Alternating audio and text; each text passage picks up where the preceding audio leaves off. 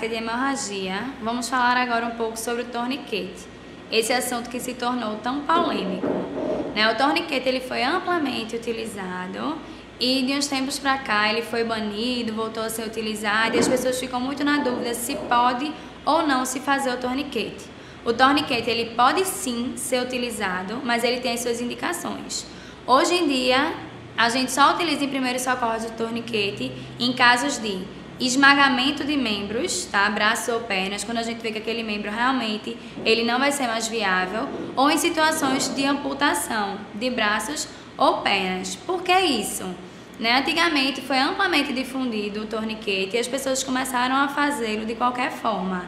Situações onde não era indicado o torniquete, como picadas de animais peçonhentos ou até mesmo hemorragias de pequena intensidade, as pessoas faziam o torniquete e daqui que essa vítima ela chegasse ao serviço especializado, não conduziam adequadamente esse torniquete. A vítima, quando chegava no hospital, já chegava com esse membro necrosado, ou seja, o tecido morto, e perdia o membro ou parte dele por uma conduta realizada numa situação onde não tinha indicação e de forma errada. Então, hoje a gente pode usar o torniquete, mas somente para essas situações e tomando os cuidados que a gente vai ver a seguir. Tá? Então, vejam só. Vamos supor que a gente tem uma vítima que tem uma lesão em localização de antebraço, tá? Uma hemorragia em antebraço. Como a gente já viu na disciplina, a primeira coisa a fazer vai ser elevar esse membro, né? Na situação de torniquete, a gente vai sempre fazer utilizando a distância, se for em braço, da axila, a gente marca um palmo, ou cerca de 10 centímetros.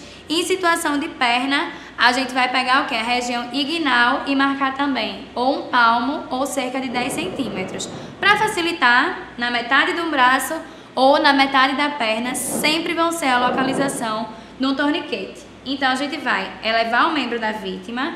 No local da hemorragia, a gente já pode estar fazendo a compressão. Vai pegar panos, tá? O ideal é que sejam panos firmes e largos para não machucar o braço da vítima.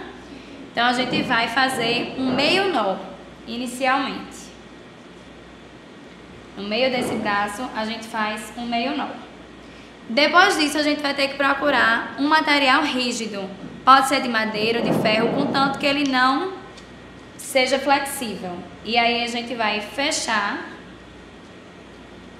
com outro meio nó. Depois de a gente realizar isso, a gente vai começar a torcer o torniquete. Cuidado para não machucar a vítima, tá? E aí a gente vai enrolando esse torniquete. A gente vai enrolar até quando? Até observar que o sangramento no local da hemorragia cessou. Às vezes a gente não consegue que cesse, dependendo da situação, tá? Pode ser que ele diminua bastante, então já é o suficiente. Cuidados com a situação de torniquete. De 5 a 10 minutos, mais ou menos, a gente vai estar aqui soltando para poder drenar esse sangue para o restante do membro. Vamos supor que aqui é uma situação de antebraço, a gente está falando de uma amputação. A amputação seria no meio do antebraço, mas a gente tem toda essa região ainda do braço que é uma região viável. Então, a cada 10 minutos a gente vai afrouxar esse torniquete para ter circulação, renovar a circulação no restante do membro, depois a gente comprime novamente. O torniquete é basicamente isso. Quando a gente passar a vítima para o serviço especializado, é importante que a gente fale que tem um torniquete nessa vítima e indique para o serviço especializado onde é esse torniquete e há quanto tempo esse torniquete está sendo aplicado.